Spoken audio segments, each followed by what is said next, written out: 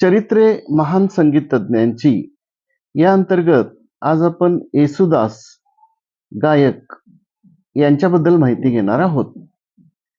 के जे येशुदास या भारतीय नावामध्ये कट्टासेरी जोसेफ हे आडनाव आहे आणि त्या व्यक्तीला येशुदास या नावाने दिलेल्या नावाने संबोधले पाहिजे. हा एक भारतीय पार्श्वगायक आणि संगीतकार आहे जो भारतीय शास्त्रीय भक्तिपर आणि चित्रपट गीते गातो. त्यांना भारतीय संगीताच्या इतिहासातील महान गायकापैकी मानले जाते आणि केरळचे सांस्कृतिक प्रतीक.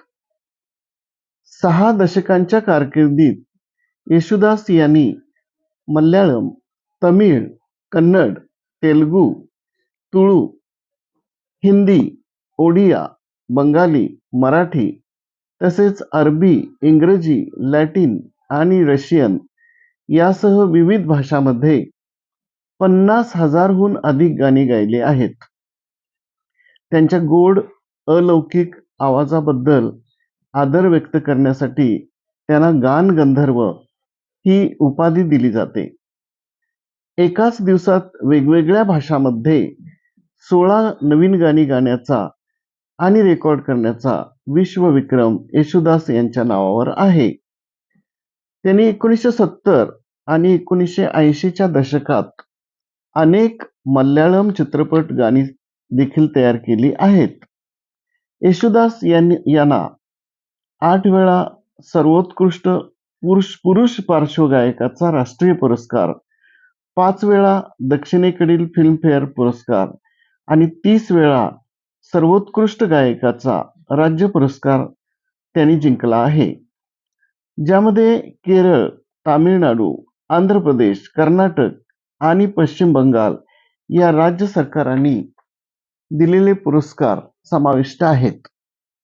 कलामधील योगदानासाठी त्यांना भारत सरकारने 1975 मध्ये पद्मश्री आणि 1917 मध्ये पद्मभूषण प्रदान केला.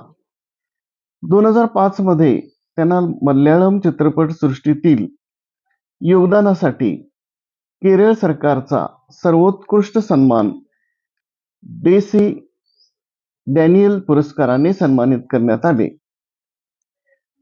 2011 मध्ये संगीत क्षेत्रातील योगदानासाठी येशुदास यांना CNN IBN उत्कृष्ट कामगिरी पुरस्काराने सन्मानित करण्यात आले. 2006 मध्ये त्यांनी चेन्नईतील AVM स्टुडिओमध्ये एकाच दिवशी 4 दक्षिण भारतीय भाषांमधील 16 चित्रपट गाणी गायली. येशुदास यांचा जन्म केरळमधील कोची येथे ऑगस्टिन जोसेफ आणि एलिझाबेथ जोसेफ यांच्या पोटी झाला. त्यांचे वडील एक प्रसिद्ध मल्याळम शास्त्रीय संगीतकार आणि रंगमंच अभिनेता होते. येशुदास हे 7 मुलांपैकी दुसरे होते.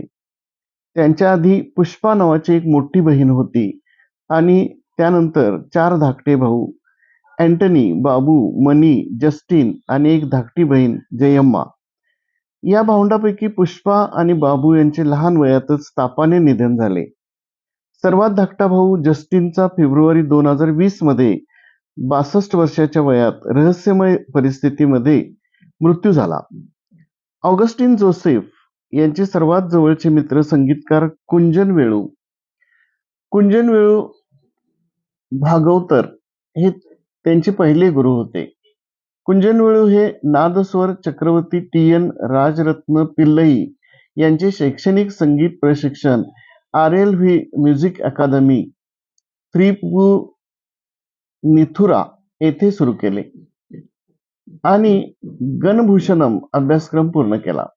नंतर त्यांनी कर्नाटक संगीताचे उस्ताद KR कुमारस्वामी अय्यर आणि सेमगुंडी श्रीनिवास अय्यर यांच्या मार्गदर्शनाखाली तिरुवअनंतपुरम मधील स्वाती थिरुनल कॉलेज ऑफ म्युझिकल मध्ये शिक्षण घेतले, परंतु आर्थिक अडचणीमुळे ते त्यांचे शिक्षण पूर्ण करू शकले नाहीत. काही काळासाठी त्यांनी वेचूर हरिहर सुब्रमण्यम अय्यर यांच्याकडून संगीताचे शिक्षण घेतले. त्यानंतर त्यांनी चेंबाई वैद्यनाथ भागवतर यांच्याकडून प्रगत शिक्षण घेतले. येशुदास यांचा विवाह प्रभा येशुदास यांच्याशी 1 फेब्रुवारी 1970 रोजी मल्लापल्ली येथे झाला. 2021 मध्ये येशुदासने पार्श्वगायक म्हणून 60 वर्षे पूर्ण केली. येशुदास यांनी 14 नोव्हेंबर 1961 रोजी त्यांचे पहिले लोकप्रिय जातिभेदम मतद्वेषम रेकॉर्ड केले. त्यांनी या काळातील पी लीला, संथा, पी नय्यर, के पी उदयभानू, एस जानकी इत्यादी लोकप्रिय गायक आणि पी भास्करन आणि नंबियात यासारख्या गीतकाराशी संबंध ठेवले. सुरुवातीच्या काळात ते त्या काळातील प्रस्थापित संगीत दिग्दर्शक एम बी बाबूराज आणि इतर अनेकांकडून सर्वाधिक मागणी असलेले संगीतकार बनले. अशा प्रकारे त्यांनी पार्श्वगायनात कारकीर्द सुरू केली.